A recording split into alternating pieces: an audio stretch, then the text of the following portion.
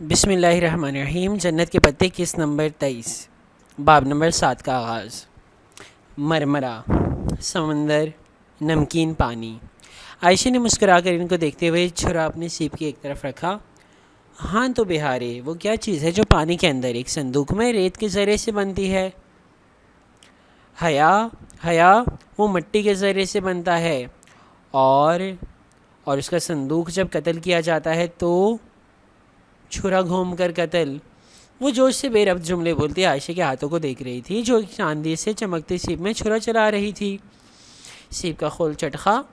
عائشہ نے کتاب کی طرف سے کھولا۔ اندر دم توڑتے جانور پہ ایک سفید موتی جگمگا رہا تھا۔ موتی، پرل، پورے 5 حروف۔ بہاری خوشی سے چلائی اور پھر جلدی جلدی ڈبے کے کوڈ بار کی سلائڈز اوپر نیچے کرنے لگی۔ وہ اب اس پہ PEARL لکھ رہی تھی۔ حیا اور عائشہ بے اختیار اپنا کام چھوڑ کر آگے ہو کر اسے دیکھنے لگی۔ جیسے ہی بہار آخری حرف L سامنے آئی، کلک کی آواز کے ساتھ باکس کے سائڈ سے دروازہ باہر کو کھلا۔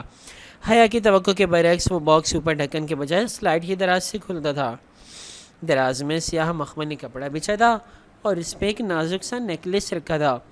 نیکلس دراصل پلاٹینیم کی زنجیر تھی جس پر ہر 2 کڑیاں چھوڑ کر ننھے ننھے ہیرے لٹک رہے تھے۔ زنجیر کے بالکل وسط میں ہیرے کے بجائے 3 کڑیاں لٹکتی تھیں جن کے آخری سرے پہ ایک سفید موتی پرویا ہوا تھا۔ وہ تینوں مبہوت سی اس بیش قیمت جگمگاتے ہوئے نیکلس کو دیکھ رہی تھی۔ بہارے، یہ تو وہی موتی ہے جو تمہاری سیب سے نکلا تھا، جو تم نے عبدالرحمن کو دیا تھا۔ عائشہ ششدر سی اس موتی کو دیکھتے ہوئے بولی تھی۔ ہاں یہ تو وہی ہے، عبدالرحمن نے وہ مجھے واپس گفٹ کر دیا، اور وہ بھی اتنے خوبصورت انداز میں۔ حیا بس اتنا ہی کہہ سکی۔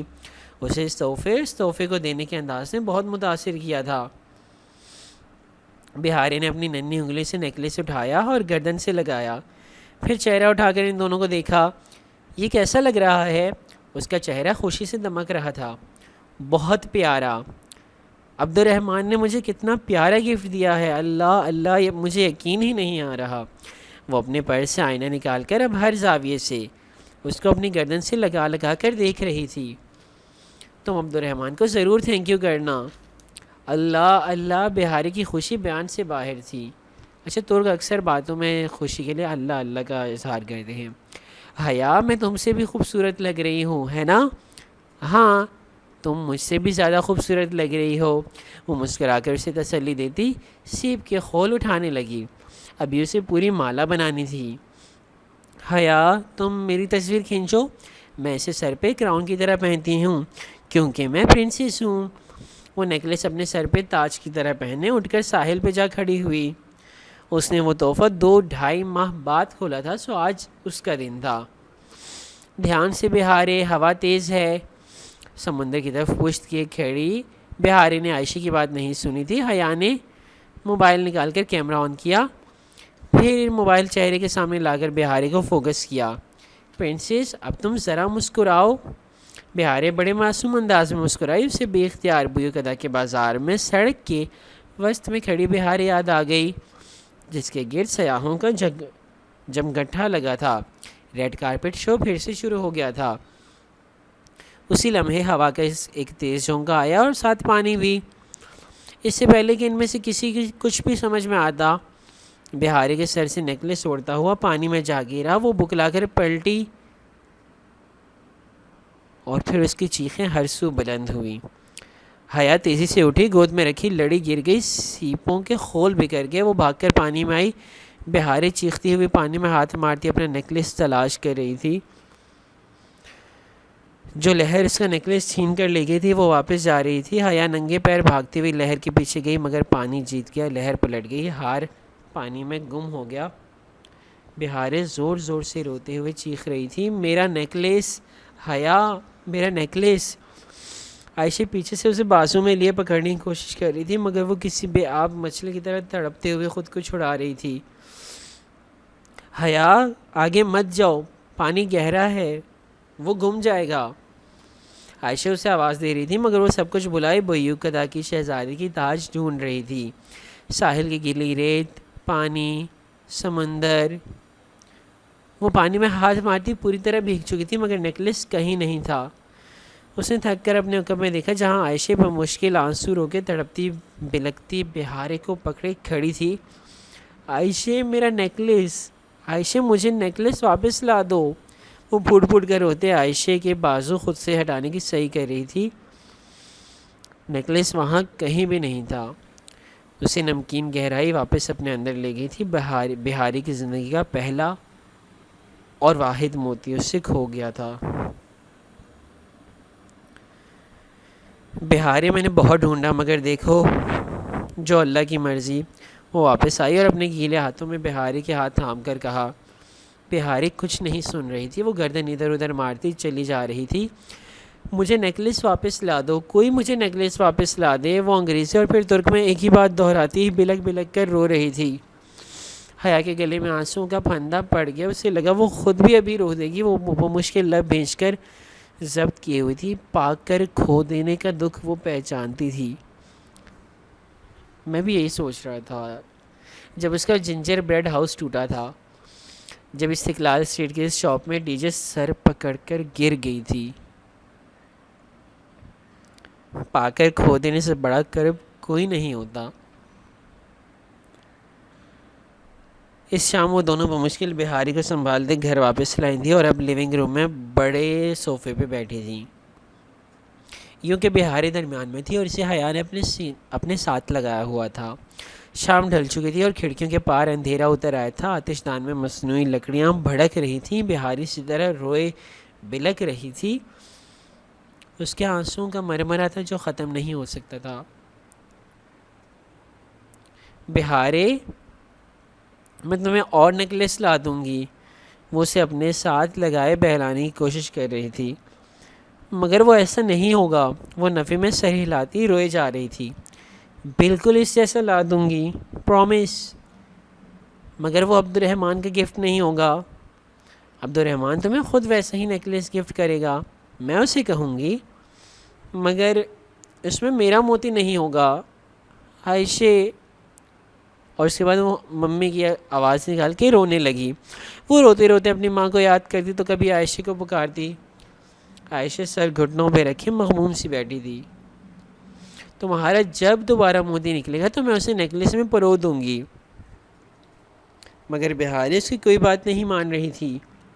اس کے لیے اس نیکلس کا متبادل کچھ بھی نہیں ہو سکتا تھا، ہر شے کا متبادل نہیں ہوا کرتا۔ بہارے، اب بس کرو۔ جب وہ سر پٹک پٹک کر مزید بلند آواز میں رونے لگی تو عائشہ نے برہمی سے ڈانٹا۔ وہ کب سے تمہیں منا رہی ہے اور تم ہو کے بدتمیزی کیے جا رہی ہو؟ جواباً بہاری نے غصہ پانے سے بھری آنکھوں سے عائشہ کو دیکھا۔ تم مین ہو عائشہ، تمہیں اچھا نہیں لگتا کہ عبد الرحمن مجھے گفٹ دے؟ ہاں؟ عائشہ ہکا بکا رہ گئی۔ میں ایسی ہوں؟ تمہیں پتہ ہے تم کیا کہہ رہی ہو؟ ہاں تم مین ہو۔ وہ آگے بڑھ کر اپنی چھوٹی چھوٹی مٹھیوں سے عائشہ کے گھٹنے پہ مکے مارنے لگی۔ حیا نے پیچھے سے اسے بازو میں لیتے ہوئے ہٹایا۔ میں نے کیا کیا ہے؟ عائشہ روحانسی ہو گئی۔ تم لڑ رہی تھیں عبد الرحمن سے، وہ اسی لیے انڈیا چلا گیا ہے کیونکہ تم اس سے لڑ رہی تھیں۔ تم نے اسے تھپڑ بھی مارا تھا اور تم نے اسے کہا تھا کہ وہ بہاری گل سے بے تکلف نہ ہوا کرے۔ وہ تمہاری وجہ سے یہاں سے گیا ہے، میں نے خود دیکھا تھا سوراخ سے۔ عائشہ کا چہرہ ایک دم سرخ پڑ گیا، اس کی آنکھوں میں جیسے بہت سے زخم ابھرے۔ سنو بہارے، وہ آگے بڑھی اور ایک دم بے حد جارحانہ انداز سے بہاری کے کندھے دبوچ کر اس کا چہرہ سامنے کیا۔ عبد الرحمن ہمارا نہیں ہے اور وہ جلد یا بدیر ہمیں ہمیشہ کے لیے چھوڑ کر چلا جائے گا۔ تم گندی ہو، تم جھوٹ بول رہی ہو۔ میں جھوٹ نہیں بولتی، میں کبھی جھوٹ نہیں بولتی۔ اب میری بات تو غور سے سنو۔ اسے غصے سے بہارے کو جھٹکا دیا۔ عبد الرحمن مر گیا ہے ہمارے لیے۔ ایک جھٹکے سے اس نے بہارے کے کندھے چھوڑے اور تیزی سے سیڑھیاں پھلانگتے اوپر چلی گئی۔ بہارے کے آنسو ایک دم سے رک گئے۔ وہ بالکل ساکت و جامد ہو چکی تھی، لب آپس میں پیوست کیے وہ گویا سانس روکے بیٹھی تھی۔ بہارے، حیا نے تعصب سے اسے پکارا۔ وہ ایک دم اٹھی اور بھاگتی ہوئی کمرے میں چلی گئی۔ حیا نے گردن موڑ کر دیکھا، ان کے مشترکہ بیڈ روم کا دروازہ کھلا تھا اور بہارے بیڈ پہ چت لیٹی نظر آ رہی تھی۔ ابھی اسے چھیڑنا مناسب نہیں تھا، سو وہ عائشہ کی تلاش میں سیڑھیاں چڑھنے لگی۔ عائشہ چھت پہ تھی، وہ ٹیرس کی ریلنگ سے ٹیک لگائے بیٹھی تھی۔ اس کے پیچھے کھلا سیاہ آسمان تھا اور نیچے جدیسی کے اونچے پولس کی مدھم بتیاں۔ اندھیرے میں بھی وہ اس کے سیاہ اسکارف میں دمکتے چہرے پہ لڑکتے آنسو دیکھ سکتی تھی۔ اسے بے اختیار ڈی جے یاد آئی جب وہ ان سے ناراض ہو کر اسٹڈی میں چلی گئی تھی۔ عائشہ، وہ دکھی دل سے کہتی اس کے ساتھ آ بیٹھی اور ہولے سے اس کا ہاتھ تھاما۔ عائشہ نے ہاتھ نہیں چھڑایا، وہ بس اپنے گھٹنوں کو دیکھتے بے آواز روئے گئی۔ عائشہ، یوں مت رو، وہ بچی ہے۔ اسے یوں ہی کہہ دی وہ بات۔ مجھے پتا ہے تم کسی سے نہیں لڑ سکتی۔ بہارے ٹھیک کہہ رہی تھی، میں واقعی عبد الرحمن سے لڑی تھی، مگر صرف اس وقت جب میں بہت پریشان تھی، اور وہ میری وجہ سے واپس نہیں گیا۔ وہ ہماری وجہ سے کچھ نہیں کرتا، وہ سب کچھ اپنی مرضی سے کرتا ہے، لیکن میں کیا کرتی؟ مجھ سے آنے کی تکلیف نہیں دیکھی جاتی۔ کیا ہوا آنے کو؟ عائشہ نے بھیگی نگاہیں اٹھا کر حیا کو دیکھا۔ کہ تمہیں عبد الرحمن نے بتایا ہے کہ اس کا ایک بھائی بھی ہے؟ نہیں، وہ بری طرح سے چونکی۔ میں اور بہارے اپنے والدین کے ساتھ اناتولیا کے ایک گاؤں میں رہتے تھے۔ 1 سال پہلے ہمارے والدین کا ایک ایکسیڈنٹ میں انتقال ہو گیا، تو ہماری سب سے قریبی عزیزہ یعنی ہماری دادی آنے ہمیں ادھر لے آئیں۔ یہ گھر آنے کا اپنا نہیں ہے تھا، یہ گھر آنے کے والد کی ملکیت تھا۔ بعد میں یہ نسل در نسل چلتا ہے، میرے باپ اور پھر مجھ تک آیا۔ آنے کے دونوں بیٹوں نے اس سے اپنا حصہ نہیں لیا، سو آنے نے قانونی کارروائی کے بعد اسے میرے نام کر دیا۔ جب ہم یہاں آئے تھے تب یہاں صرف آنے اور عبد الرحمن رہتے تھے، مگر مجھے یاد تھا کہ آنے کا ایک اور بیٹا بھی تھا۔ تب آنے نے بہت دکھ سے بتایا کہ ان کا دوسرا بیٹا ہمارے آنے سے چند ماہ قبل گھر چھوڑ کر چلا گیا تھا۔ کیوں؟ کیسے؟ عبد الرحمن لا علم تھا، مگر آج سے 3 ماہ قبل مجھے کسی نے بتایا کہ وہ عبد الرحمن کے آفس میں جاتے دیکھا گیا ہے، اور یہ کہ وہاں سے کسی جھگڑے کی آواز آ رہی تھی۔ تب میں عبد الرحمن سے بہت لڑی تھی۔ وہ جانتا تھا کہ اس کا بھائی کدھر ہے، مگر اس نے ہم سب سے جھوٹ بولا۔ آنے کو تو ابھی تک نہیں معلوم کہ عبد الرحمن اس کے بارے میں جانتا ہے، مگر اس کا بھائی کہاں گیا؟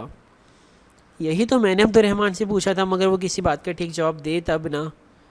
وہ کہتا ہے اس نے اپنے بھائی کو نہیں نکالا، وہ خود سب کچھ چھوڑ کر گیا ہے۔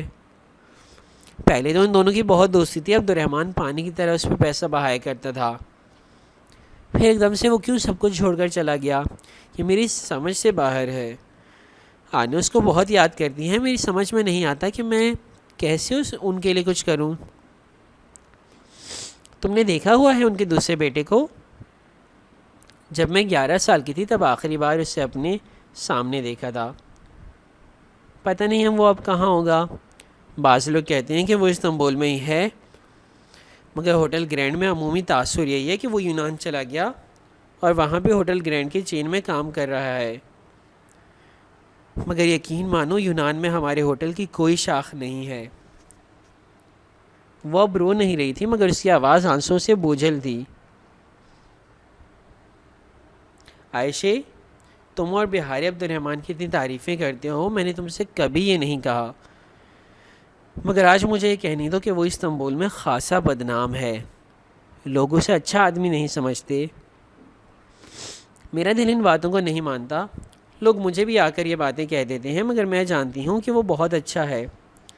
میں سچ کہہ رہی ہوں، وہ واقعی بہت اچھا ہے، بس اس نے ہمارے ساتھ اچھا نہیں کیا، اس نے ہمارے ساتھ بہت غلط کیا ہے۔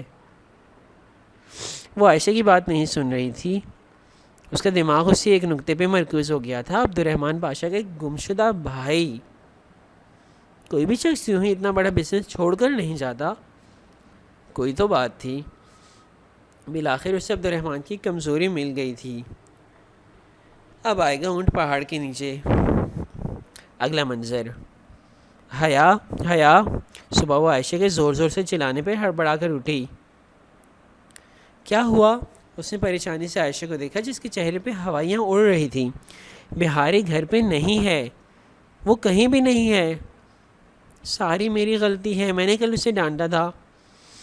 عائشہ بس رو دینے کو تھی. وہ ایک جھٹکے سے بستر سے نکلی تھی. باہر کھڑے گارڈ نے بتایا کہ اس نے بہارے کو باہر جاتے نہیں دیکھا. وہ پچھلے دروازے سے نکلی ہوگی. اس گھر میں ایک پچھلا دروازہ بھی ہے. عبدالرحمن کی عنایات, وہ ہر شے میں بیک ڈور رکھتا ہے. عائشہ تلخی سے بڑبڑاتے اس کے ساتھ باہر نکلی. عائشہ, مجھے پتا ہے وہ کدھر ہوگی. اسے یقین تھا کہ وہ سمندر پہ گئی ہوگی. جب وہ اس ویران ساحل پر پہنچی تو وہ انہیں دور سے ہی نظر آ گئی. وہ وہی اس پتھر پہ بیٹھی تھی جہاں وہ تینوں کل چٹائی ڈالے بیٹھی تھی. اس کے گھنگریالے بال ہوا سے اڑ رہے تھے اور وہ خالی خالی نگاہوں سے سامنے سمندر کو دیکھ رہی تھی. اس کے ایک ہاتھ میں سیپ اور دوسرے میں چھرا تھا. بہارے, عائشہ وہ مشکل آنسو رکتی بھاگتی ہوئی بہارے کے گلے لگ گئی. تم ایسے کیوں آ گئیں؟ میں اتنی پریشان ہو گئی تھی. بہارے نے ویران سی نگاہیں اٹھا کر اسے دیکھا, پھر ہاتھ میں پکڑی سیپ عائشہ کے سامنے کی. عائشہ, میرا سیپ پھر خالی نکلا. اس نے بہت دکھ سے سیپ کھول کر دکھائی. تم میرے سارے موتی لے لینا, میں انہیں اب بازار میں نہیں بیچوں گی. تم حیا کے تینوں موتی بھی لے لینا جو اس کے کزن نے دیے تھے, مگر اب تم رو گی نہیں. نہیں عائشہ, بہارے نے نفی میں سر ہلایا. میرا موتی کھو گیا ہے, وہ اب کبھی واپس نہیں آئے گا. حیا بہارے کے سامنے دوزانوں ہو کر بیٹھی اور اس کے گیلے ہاتھ تھام کر اس کی آنکھوں میں دیکھ کر کہنے لگی, چیزیں وقتی ہوتی ہیں, ٹوٹ جاتی ہیں, بکھر جاتی ہیں. ڈی جے کے الفاظ. رویے دائمی ہوتے ہیں, صدیوں کے لیے اپنا اثر چھوڑ جاتے ہیں. انسان کو کوئی چیز نہیں ہرا سکتی جب تک کہ وہ خود ہار نہ مان لے. اور آج تم نے کھوئے ہوئے موتی سے ہار مان لی. بہارے نے دھیرے سے نفی میں سر ہلایا. وہ جیسے کچھ کہہ نہیں پا رہی تھی. اپنے دکھ میں دوسروں کا دل نہیں دکھاتے بہارے. میں تمہیں بالکل ویسا ہی نیکلس لا دوں گی, پرومس. اور پھر شام میں اس وعدے کو پورا کرنے کے لیے اس نے عائشہ سے کہا کہ جب عبدالرحمن کا فون آئے وہ اسے بتائے. جب اس کا فون آیا تو عائشہ نے کارڈ لیس اسے تھمایا اور خود دوسرے کمرے میں چلی گئی. السلام علیکم, وہ بہت دھیمی آواز میں بولی تھی. وعلیکم السلام, خیریت؟ وہ جیسے بہت حیران ہوا تھا. جی, وہ مجھے کچھ کام تھا. اسے یاد تھا کہ آخر دفعہ جب اس نے عبدالرحمن کو کام کا کہا تھا تو اس کا نتیجہ بہت بھیانک نکلا تھا, مگر اب وہ اسے ایک اور موقع دے رہی تھی. کہیے, آپ کو ہم سے بات کرنے کا خیال صرف کام کے وقت ہی آتا ہے, مگر کہیے. دل تو اس کا چاہا کہ فون دیوار پہ دے مارے, مگر برداشت کر گئی اور ساری بات کہہ سنائی. آخر میں بولی, آپ مجھے اس شاپ کا نام بتا سکتے ہیں جہاں سے آپ نے وہ نیکلس لیا تھا؟ وہ میرا گفٹ تھا, سو مجھے ہی دوبارہ لینا چاہیے, لیکن چونکہ میں بھی ملک سے باہر ہوں تو میرا بندہ اس شاپ کے واؤچر آپ کو دے جائے گا. آپ جواہر کے شاپ سے وہ نیکلس خرید کر بہارے کو دے دیجیے گا. السلام علیکم, بے لچک اور خشک انداز میں کہہ کر سے فون رکھ دیا تھا. حیا نے ایک متنفر نگاہ کارڈ لیس پر ڈالی اور طے کیا کہ آئندہ وہ کبھی اس شخص سے دوبارہ بات کرنے کی زحمت نہیں کرے گی. بائی دا وے, اس کا خیال بہت جلد غلط ثابت ہونے والا تھا. اگلا منظر. ہوٹل گرینڈ کا ملازم اگلی صبح واؤچر لے کر آیا, مگر تب جب وہ تینوں استنبول جانے کی تیاری کر رہی تھیں. عائشہ کو بینک میں کوئی کام تھا, سو وہ اور بہارے اس کے ہمراہ چل رہی تھیں. حیا نے واؤچرز لے کر کمرے میں رکھے, مگر فیری کے لیے روانہ ہوتے وقت وہ انہیں اٹھانا بھول گئی. سو استنبول اگر وہ جواہر نہیں گئی. نیکلس پھر کبھی خرید لے گی, کیونکہ اس میں پیرونا تو بہارے کا موتی ہی تھا جو جانے کب نکلے. مگر اس سے بانجی کے ڈورم میں جا کر وہ اپنا پزل باکس ضرور اٹھا لائی تھی. وہ صبح کی کلاسز کا ٹائم تھا اور ڈورم خالی پڑا تھا. سو نہ وہ کسی سے خود ملی, نہ ہی کسی سے سامنا ہوا. اس کی اسپرنگ بریک ختم ہو گئی تھی، مگر ابھی وہ اس سے اوپر 2-3 دن کی چھٹی کر سکتی تھی۔ پزل باکس اور چند ضروری چیزیں لے کر جب وہ باہر آئی تو عائشہ کے کاموں میں اتنا وقت ہی نہیں ملا کہ استقلال اسٹریٹ جا سکتی۔ وہ دوپہر تک ہی واپس آ گئے۔ اپنا پزل باکس اس نے احتیاط سے الماری میں کپڑوں کے نیچے رکھا۔ اب اس نے جلد از جلد اسے کھولنا تھا۔ رات وہ عائشہ اور بہاری کے سونے کے بعد پزل باکس نکال کر دبے قدموں میں چلتی باہر آئی۔ اس کا رخ کچن کی طرف تھا۔ کاؤنٹر سے ٹیک لگا کر کھڑے اس نے کوٹ بار کی سلائڈز اوپر نیچے کرنا شروع کی۔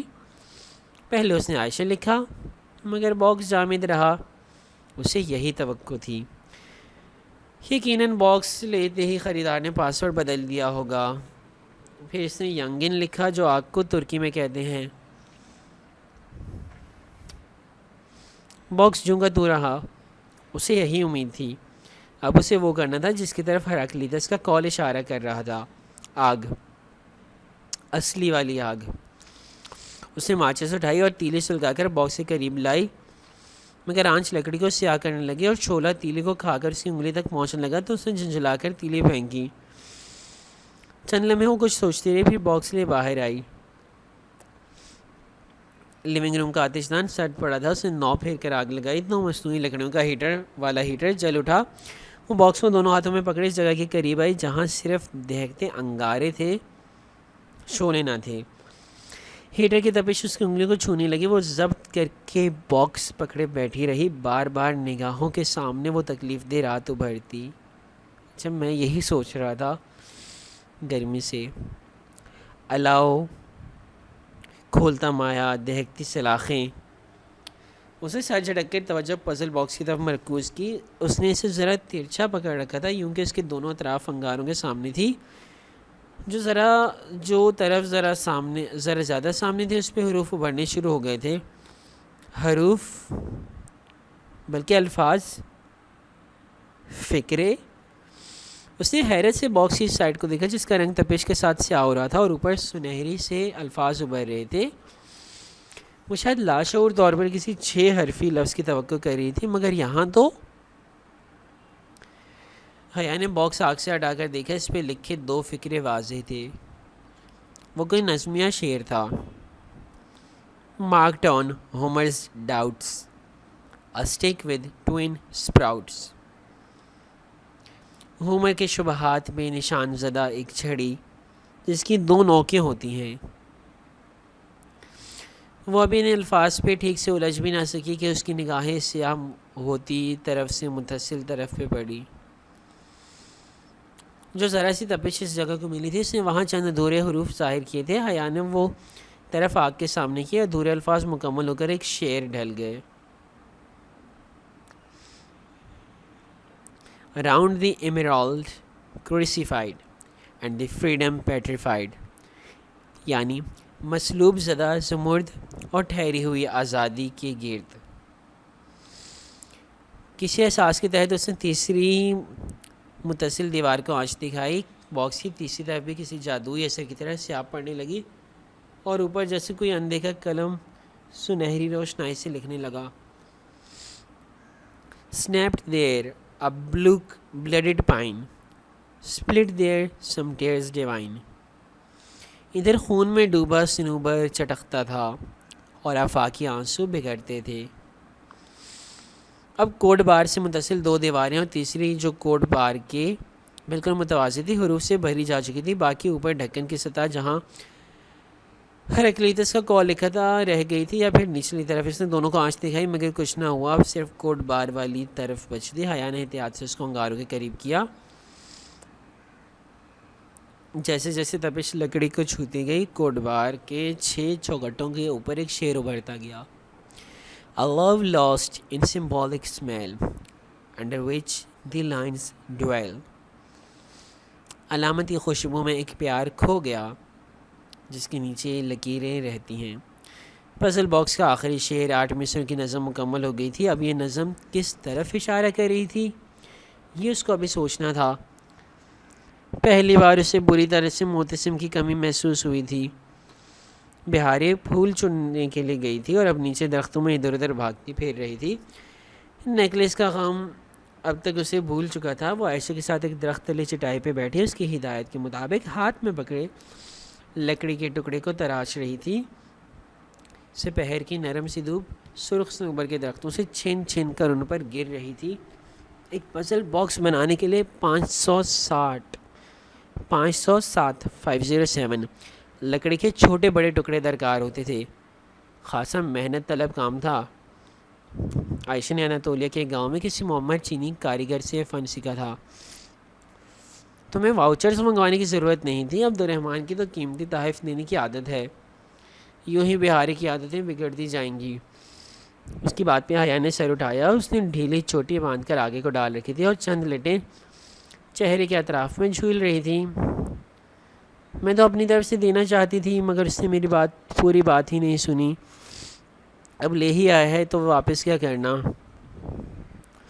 وہ سر جھکا کر رندہ لکڑی کے ٹکڑے پہ آگے پیچھے رگڑنے لگی۔ لکڑی کے باریک رول شدہ چپس سے نیچے گر رہے تھے۔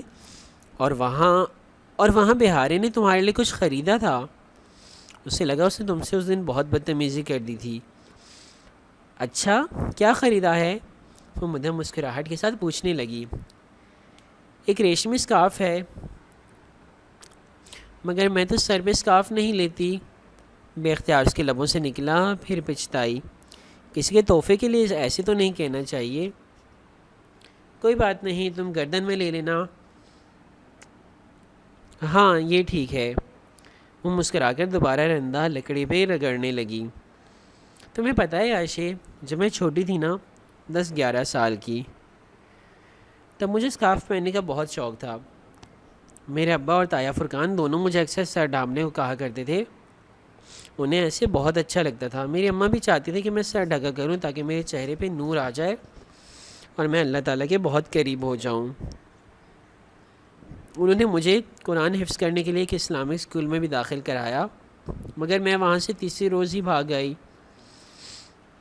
تب میرا اسکارف پہننے کو بہت دل چاہتا تھا۔ تو کیوں نہیں لیا؟ جواباً حیا نے دھیرے سے چانے اچکائے۔ مجھے آہستہ آہستہ سمجھ آ گئی کہ میرا فیس کٹ ایسا ہے کہ میں اسکارف میں اچھی نہیں لگوں گی۔ وہ کہہ کر سر جھکائے کام کرنے لگی۔ عائشہ اسی طرح ہاتھ روک کے اس کو دیکھ رہی تھی۔ کس کو اچھی نہیں لگوں گی؟ ہاں، اس نے ناسمجھی سے سر اٹھا کر عائشہ کو دیکھا۔ تم کس کو اسکارف میں اچھی نہیں لگو گی؟ لوگوں کو۔ اور کیمرے کو، مثلاً تصویروں میں، اور خود کو، اور اللہ تعالیٰ کو۔ عائشہ دھیرے سے مسکرائی۔ یہ عائشہ کا سوال تھا۔ اس کی سبز آنکھیں نرم دھوپ میں سنہری لگ رہی تھیں۔ ہو سکتا ہے تم اللہ تعالیٰ کو اس اسکارف میں بہت اچھی لگتی ہو۔ وہ ایک دم بالکل سن ہوئی عائشہ کو دیکھی گئی۔ تم نے ایک دفعہ مجھ سے پوچھا تھا حیا کہ میں ہر وقت اسکارف کیوں پہنتی ہوں۔ عائشہ سر جھکائے لکڑی کے ٹکڑے کا کنارہ تراشے ہوئے کہہ رہی تھی، میں تمہیں بتاؤں، میرا بھی دل کرتا ہے کہ میں وہ خوبصورت ملبوسات پہنوں جو بویو کا دام ہے، استنبول یا اٹلی اور اسپین کی لڑکیاں پہن کر آتی ہیں، بالکل جیسے ماڈلز پہنتی ہیں۔ اور جب وہ اونچی ہیل کے ساتھ ریمپ پہ چلتی آ رہی ہوتی ہیں تو ایک دنیا ان کو مشہور ہو کر دیکھ رہی ہوتی ہے۔ میرا بھی دل کرتا ہے کہ میں بھی ایسے اسمارٹ اور ٹرینڈی ڈیزائنر لباس پہن کر جب سڑک پہ چلوں تو لوگ مسحور و متاثر ہو کر مجھے دیکھیں۔ لیکن وہ سانس لینے کو رکی۔ حیا بنا پلک جھپکے سانس روکے اسے دیکھ رہی تھی۔ لیکن پھر مجھے ایک خیال آتا ہے، یہ خیال کہ ایک دن میں مر جاؤں گی جیسے تمہاری دوست مر گئی تھی، اور میں اس مٹی میں چلی جاؤں گی جس کے اوپر میں چلتی ہوں۔ یہ توقف میں اپنے آپ سے لے رہا ہوں۔ پھر ایک دن سورج مغرب سے نکلے گا اور زمین کا جانور زمین سے نکل کر لوگوں سے باتیں کرے گا، اور لال آندھی ہر سو چلے گی۔ اس دن مجھے بھی سب کے ساتھ اٹھایا جائے گا۔ تم نے کبھی اولمپکس کے وہ اسٹیڈیم دیکھے ہیں جن میں بڑی بڑی اسکرینیں نصب ہوتی ہیں؟ میں خود کو ایک ایسی ہی اسٹیڈیم میں دیکھتی ہوں، میدان کے عین وسط میں کھڑے، اسکرین پہ میرا چہرہ ہوتا ہے اور پورا میدان لوگوں سے بھرا ہوتا ہے، سب مجھے ہی دیکھ رہے ہوتے ہیں اور میں اکیلی وہاں کھڑی ہوتی ہوں۔ میں سوچتی ہوں آیا اگر اس وقت میرے رب نے مجھ سے پوچھ لیا کہ اناتولیہ کی عائشہ گل اب بتاؤ تم نے کیا کیا، یہ بال، یہ چہرہ، یہ جسم، یہ سب تو میں نے تمہیں دیا تھا، یہ نہ تم نے مجھ سے مانگ کر حاصل کیا تھا اور نہ ہی اس کی قیمت ادا کی تھی، یہ تو میری امانت تھی، پھر تم نے اسے میری مرضی کے مطابق استعمال کیوں نہیں کیا؟ تم نے اس سے وہ کام کیوں کیے جن کو میں ناپسند کرتا ہوں؟ تم نے ان عورتوں کا راستہ کیوں چن لیا جن سے میں ناراض تھا؟ میں نے ان سوالوں کے بہت جواب سوچے ہیں، مگر مجھے کوئی جواب مطمئن نہیں کرتا۔ روز صبح اسکارف لینے سے پہلے میری آنکھوں کے سامنے ان تمام حسین عورتوں کے دلکش سراپے گردش کرتے ہیں جو ٹی وی پہ میں نے کبھی دیکھی ہوتی ہیں، اور میرا دل کرتا ہے کہ میں بھی ان کے سٹائل چن لوں، مگر پھر مجھے وہ آخری عدالت یاد آ جاتی ہے۔ اچھا فار ایگزامپل آپ میں سے جو لڑکیاں ہیں وہ ان کو اپنے پردے سے ریلیٹ کر رہی ہوں گی، لیکن جو لڑکے ہیں ظاہر سی بات ہے وہ پردے سے ریلیٹ نہیں کر رہے، لیکن ان باتوں کو ضرور ریلیٹ کریں، باقی جو اللہ تعالیٰ کے فرامین ہیں، باقی جو ان کے اللہ تعالیٰ کے احکامات ہیں ان سے ریلیٹ کریں ان باتوں کو۔ تب میں سوچتی ہوں کہ اس دن میں اللہ کو کیا جواب دوں گی۔ میں ترازو کے ایک پلڑے میں وہ سراپا ڈالتی ہوں جس میں میں خود کو اچھی لگتی ہوں، اور دوسرے میں وہ جس میں اللہ تعالیٰ کو اچھی لگتی ہوں۔ میری پسند کا پلڑا کبھی نہیں جھکتا، ترازو میں وہ پلڑا جھکتا ہے جہاں پہ وزن زیادہ ہوتا ہے، یعنی میری پسند کبھی بھی ہیوی نہیں رہی، امپورٹنٹ نہیں رہی۔ اللہ تعالیٰ کی پسند کا پلڑا کبھی نہیں اٹھتا۔ تم نے پوچھا تھا کہ میں اسکارف کیوں لیتی ہوں، سو میں یہ اس لیے لیتی ہوں کیونکہ میں اللہ کو ایسی اچھی لگتی ہوں۔ وہ اب چرے کی نوک سے لکڑی کے کنارے میں خم ڈال رہی تھی۔ لڑکیاں سمندر کی ریت کی مانند ہوتی ہیں یہاں پڑی ریت اگر ساحل پہ ہو تو قدموں تلے روندی جاتی ہے، اور اگر سمندر کی تہہ میں ہو تو کیچڑ بن جاتی ہے، لیکن اسی ریت کا وہ ذرہ جو خود کو ایک مضبوط سیپ میں ڈھک لے وہ موتی بن جاتا ہے۔ جوہری سے ایک موتی کے لیے کتنی ہی سیپ چونتا ہے، اور پھر اس موتی کو مخملی ڈبوں میں بند کر کے محفوظ تجوری میں رکھ دیتا ہے۔ دنیا کا کوئی جوہری اپنی دکان کے شوکیس میں اصلی جویلری نہیں رکھتا، مگر ریت کے ذرے کے لیے موتی بننا آسان نہیں ہوتا۔ وہ ڈوبے بغیر سیپ کو کبھی نہیں پا سکتا۔ حیاب اسے نہیں دیکھ رہی تھی، وہ سر جھکائے ریگ مال لکڑی کے ٹکڑے پہ رگڑ رہی تھی۔ لکڑی کی گھنگریالی پتریاں اتر کر نیچے گر رہی تھی، اس کے اندر بھی کچھ ایسا ہی چٹخ رہا تھا، کیا وہ سمجھ نہیں پاتی تھی، اور کبھی کبھی اسے لگتا تھا کہ وہ سمجھ نہیں سکے گی، کبھی سمجھ نہیں سکے گی۔ کبرا بہلول کے گھر اور ان کے کھیت میں کام کرتے، ادا چائے کے پتے چنتے، ان کی مرغابیوں کو دانہ ڈالتے، وہ اب ان سے چھوٹے چھوٹے بظاہر بے ضرر سے سوالات کثرت سے پوچھنے لگی تھی۔ وہ عائشہ کے بتائے گئے 2 کو کبرا بہلول کے 2 سے جمع کر کے دیکھتی، جواب 4 کے بجائے 400 نکلتا۔ خیر اب اسے پھر سے عبدالرحمن پاشا کے فون کا انتظار تھا، کب وہ فون کرے، اور وہ اپنے پتے پھینکے۔ کھیل پاشا نے شروع کیا تھا اور اسے ختم اب وہ کرے گی۔ چند ہی روز میں اسے یہ موقع مل گیا۔ فون کی گھنٹی بجی تو اس نے کارڈ لیس اٹھایا اور اوپر اسٹڈی میں آ گئی۔ ہیلو، اس نے بظاہر سادگی سے کہا۔ دوسری جانب چند لمحوں کی خاموشی چھائی رہی، پھر اس کی بھاری کھردری آواز سنائی دی۔ حیا بی بی کیسی ہیں آپ؟ میں ٹھیک ہوں، آپ سنائیے۔ جی الحمدللہ۔ آپ کیا کہہ رہی تھیں؟ وہ محتاط لہجے میں پوچھ رہا تھا، جیسے اس کا فون اٹھانے کا مقصد نہ سمجھا ہو۔ میں ایک کہانی لکھ رہی تھی، کہیں تو سناؤں؟ اب کی بار دوسری جانب متذبذب خاموشی چھائی رہی۔ پھر وہ گہری سانس لے کر بولا، جی سنا دیجئے۔ 3 سال پہلے کی بات ہے، انڈیا کا ایک عام سا اسمگلر اپنی ماں اور بھائی کے پاس بیوقدہ آتا ہے۔ اس کا بھائی بیوقدہ میں ایک بہت کامیاب ہوٹل چلا رہا ہوتا ہے۔ نووارد بھائی اس کے ساتھ ہوٹل کے قدموں میں دلچسپی لینا شروع کر دیتا ہے، ہوٹل کے کاموں میں۔ بظاہر اسے اپنے بھائی کا بہت خیال ہے، مگر آہستہ آہستہ وہ ہوٹل پہ قبضہ کرنے لگتا ہے۔ وہ اپنے بھائی کے تعلقات استعمال کر کے اپنے تعلقات وسیع کرتا ہے، مافیا کے ساتھ روابط بڑھاتا ہے، اور تو اور اس کی ایک عالمی دہشت گرد تنظیم سے بھی روابط ہیں۔ پھر آج سے ٹھیک 2 سال پہلے وہ اپنے بھائی کو کچھ یوں ہراساں کرتا ہے کہ ایک روز بیچارہ بھائی چپ چاپ ہوٹل چھوڑ کر چلا جاتا ہے۔ لوگوں کو یہ بتایا جاتا ہے کہ وہ یونان میں ہے،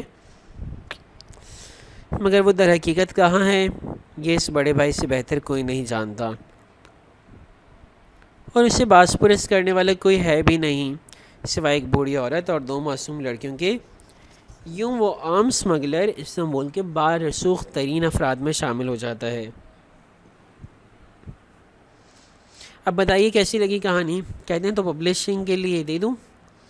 اس نے بہت معصومیت سے پوچھا تھا، میں اس ساری بکواس سے کیا مطلب لوں؟ یہی کہ میرے بارے میں ذرا احتیاط سے کام لیجیے گا، ورنہ پیر کے نیچے دباؤ تو چونٹی بھی کاٹ لیتی ہے۔ بہت احسان فراموش لڑکی ہو، تمہیں بھول گیا ہے کہ اس رات تمہیں اس بحری جہاز سے نیم مردہ حالت میں کون ادھر لایا تھا؟ لمحے بھر کو وہ بالکل چپ رہ گئی۔